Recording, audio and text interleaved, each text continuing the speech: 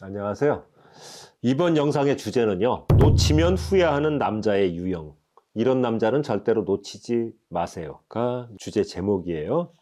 남녀 간에 연애를 하다가 보면은 별것도 아닌 사소한 오해나 어떤 다툼으로 인해 갖고 그 남자와 사랑하는 그 남자와 또는 사랑하는 그 여자와 이별을 하고서 아파하고, 시간이 어느 정도 이렇게 흐른 후 다른 남자 또는 다른 여성과 만나서 연애를 하다가 보면 어느 날 문득 그 남자가 정말로 괜찮고 좋은 사람이었구나 하고 후회하는 내 모습을 발견하는 경우가 종종 있습니다. 그래서 이번 편에서는 놓치면 후회하게 되는 좋은 남자의 특징에 대해서 알아보도록 하겠습니다. 먼저 길을 걸을 때 지나가는 차로 인해서 물이 튀겨서 옷 버리는 경우가 있잖아요. 그럴까봐 인도 쪽 안쪽으로 여성을 걷게 해주는 남자. 두 번째, 밤늦게 내가 택시를 타고 귀가를 하거나 할 때 있잖아요. 만나서 연애를 하는 과정에서 데이트 같은 거 할 때, 그럴 때 내가 탄 택시 번호를 메모해가지고 기록하는 남자. 그 다음에 무리하게 내 의사에 반하여 성관계를 강요하지 않는 남자. 네 번째, 헛된 꿈을 쫓지 않고요, 현실에 충실하고 현실을 살아가는 남자. 다섯 번째는 지키지 못할 약속을 남발하지 않는 남자. 나중에 이행도 못할 어떤 공수표를 남발하는 사람들이 있지 않습니까? 그러니까 그렇게 약속을 함부로 하지 않는 남자를 얘기하는 거예요. 여섯 번째, 자신보다 연하인 사람이나 심지어 어린아이에게조차도 존댓말을 쓸 줄 아는 남자. 일곱 번째, 자신이 잘못한 부분을 인정하고 먼저 사과할 줄 아는 남자. 이건 뭐냐 하면, 내가 어떤 상대방한테 잘못한 게 있을 때 사과한다고 그래서 내 자존심이 무너지고 자존감이 무너지는 건 아니거든요.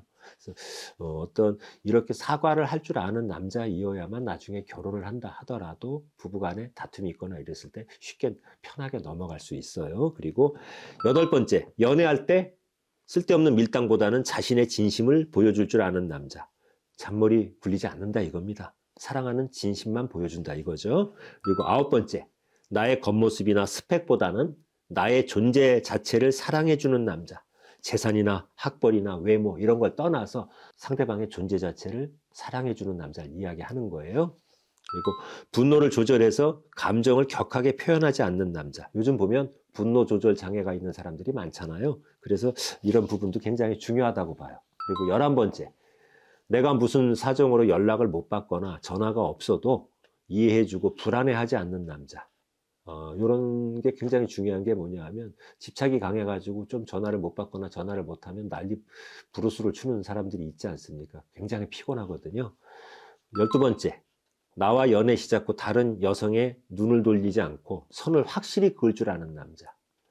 일편단심, 민들레 내지는 해바라기처럼 나만 바라다 보는 남자를 이야기하는 거예요. 그 다음에 13번째, 나의 하찮은 이야기에도 짜증내지 않고 끝까지 들어줄 줄 아는 남자. 14번째는 내가 힘든 상황에 있어도 항상 내 편에 서주고 나를 보듬고 감싸주는 남자. 내가 아무리 악조건에 처해져 있다 하더라도 그걸 이해해주고 감싸주는 남자를 이야기합니다. 그리고 명품이나 수입차에 연연하지 않는 남자. 그리고 내가 먼저 묻지 않아도 자신의 하루 일과를 먼저 이야기해서 공유할 줄 아는 남자. 자상한 남자를 얘기해요. 그리고 비밀이 없는 거죠, 이런 남자는. 그리고 17번째, 연애 시작 후 시간이 흘러도 처음과 끝이 변함없이 한결같은 남자.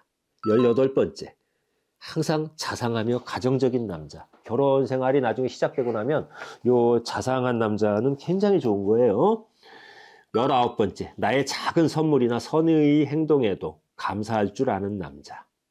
20번째는 이따금 소소한 이벤트나 작은 선물로 자주 감동을 주는 낭만적인 남자. 21번째, 남성 우월주의에 사로잡히지 않고 항상 나를 평등한 인격체, 소중한 존재로 존중해주는 남자.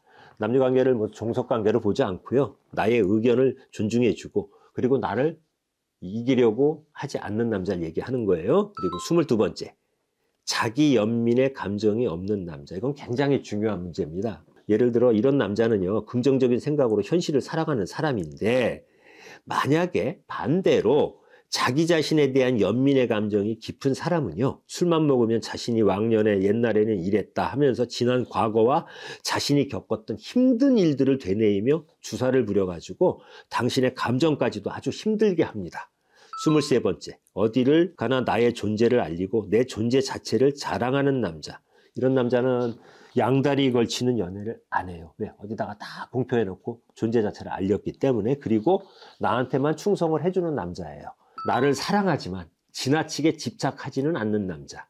집착남들이 요즘 보면 집착을 하다가 확 이제 그게 심해져 갖고 뭐 데이트 폭력이나 데이트 살인까지 저지르는 경우를 많이 보지 않습니까?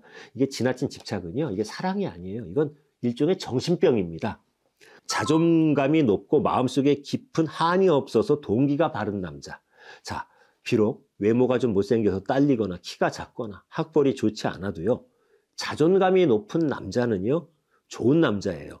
자존감이 높은 남자는 연애 중에 혹시라도 다른 이성이 유혹을 한다 하더라도 그 유혹을 뿌리치고 이겨낼 마음의 여유가 있는 남자입니다. 그러나 반대로요, 그 마음속에 열등감과 한이 있는 남자는 당신 한 사람으로 만족하지 못하고 내가 아닌 다른 이성의 유혹이 있을 때 쉽게 흔들리고 넘어갑니다. 아무리 외모가 훌륭하고 사회적인 스펙이 좋은 남자이더라도 가슴속에 한이나 열등감이 있는 남자는 그 자격지심으로 인해서 당신을 어떻게든 흠잡아 갖고 깎아내리려고 하고 자신의 우월함을 입증하며 만족을 얻으려고 하고 당신의 실수를 공개적으로 망신을 주거나 당신의 외모나 성격을 비하해서 깎아내리려고 합니다.